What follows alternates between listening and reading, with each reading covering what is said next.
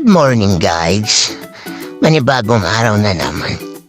For today's video ay meron magandang nangyari. Subali ang ating mama ko ay nanganak na. Kakauwi ko lang. Galing mag-deliver ng mga order sa atin. Hindi na pala ako pumasok sa bahay dahil excited na ako makita ang newborn baby goat natin.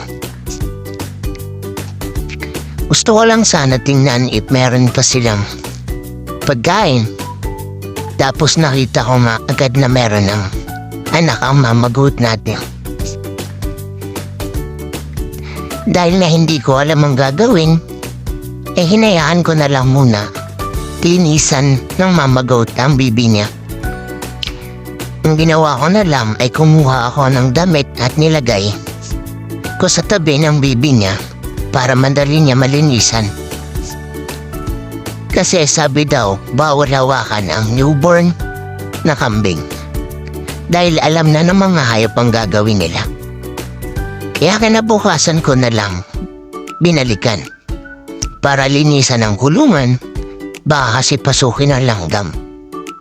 At pinainom ko na rin ng vitamins ang newborn kambing. Nang sa ganon, mabilis siyang lumaki.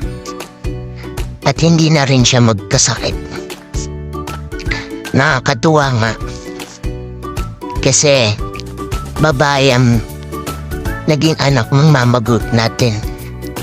Kaya panigurado, mabilis silang dadami.